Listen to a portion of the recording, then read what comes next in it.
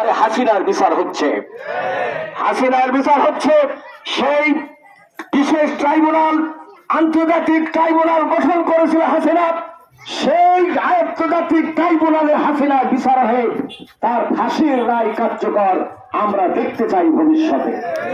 তার যত বাহিনী আছে, এই আয়না ঘরের যাদের জড়িত আছে, তারাই ফাঁসিবাদের দোষর, তাদের বাংলাদেশে আমরা বিচার দেখব। আগামীতে যদি আল্লাহ যদি আমাদের ক্ষমতায় দেয়, সমস্ত নেতা নেত্রীদের বাংলাদেশে একদিন বিচার এদেশে হবে ইনশাআল্লাহ। ইনশাআল্লাহ। সুতরাং ভাইয়ের আমার, আপনাদের উদাত্ত আহ্বান জানাই, এই সরকার রাতে যেখানে আমরা অফিস করতে পারি নাই, অফিস বসতে পারি নাই, খাবার নিয়ে প্লেটে বসেছে, পুলিশ আমাদেরকে গ্রেফতার করার জন্য তারা পেরেশানি হয়ে গেছে। পুলিশের ধাক্কায়, পুলিশের তাড়নাতে আমরা খাবার ফেলে আমরা পালিয়ে চলে গেছি। শেখ হাসিনা পালাই নাই খাবার ফেলে, এ বিচার কার? আল্লাহ। আমাদের যেরকম খাবার খেতে দেওয়া হয় নাই এবং প্লেটে ভাত পেলে অনেকে হাজার হাজার নেতা কর্মী তার গিন্নি ভাত পেলে বলেছে তুমি খেয়ে দাও, এমন অবস্থায় তারা ভাত ফেলে পালিয়ে চলে গেছে পুলিশের তাড়নায়। এই তার পেটুয়া বাহিনী, তার নিজস্ব বাহিনীর আঘাতের কারণে, তাড়নার কারণে আজকে আল্লাহর বিচার হয়েছে। শেখ হাসিনা ভাত পর্যন্ত খেতে পারে নাই, প্লেট ধুয়ে তারা পালিয়ে চলে গেছে। সেই গণভবনে হেলিকপ্টারে ভারতে তারা বের করতে বাধ্য হয়েছে। ঠিক আছে, এ বিচার কার? এ বিচার আল্লাহ। এই জন্য ভারতে পালিয়ে যেতে তারা বাধ্য হয়েছে এবং ভারত থেকে এখন তারা ষড়যন্ত্র করছে বাংলাদেশে নাকি নির্বাচন হতে দেওয়া যাবে না। বাংলাদেশ কারোর বাপের নয়, বাংলাদেশ কারোর বাপের নয়।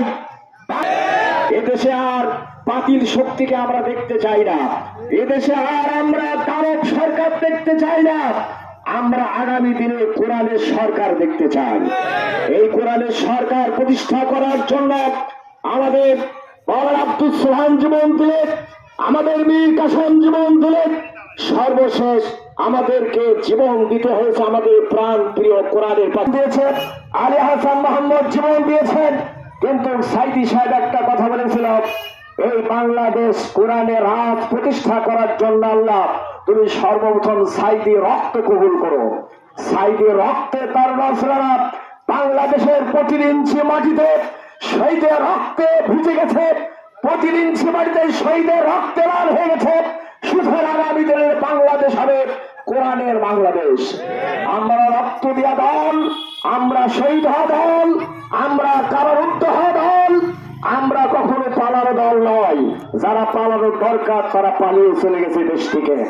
আবার নতুন ময়কে আর একটা দল, তারা বলছে আমরা ক্ষমতায় আগামী দিনে চলে গেছে, বলছে জামাত ইসলামের কোন ভোটই নাই। তারা বলেন, আমার কথায় তারা বলে জামাত ইসলামের 5% ভোট, 95% ভোট আমাদের। আমি বলতে চাই, ঢাকা বিশ্ববিদ্যালয়ে একটা সিট আপনারা পান নাই, জাহাঙ্গীরনগরে একটা পান নাই, চিটাগাং ভার্সিটিতে একটাও পান নাই, রাজশাহীতে আপনারা পান নাই। আগামী দিনে এদেশের মানুষ আপনাদেরকে প্রত্যাখ্যান করবে, তার বাস্তবতা ঢাকা বিশ্ববিদ্যালয়।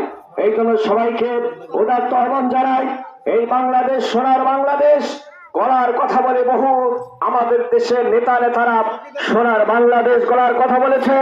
কেউ সবুজ বাংলা গড়ার কথা বলেছে, কেউ রূপোর বাংলা গড়ার কথা বলেছে, কেউ ডিজিটাল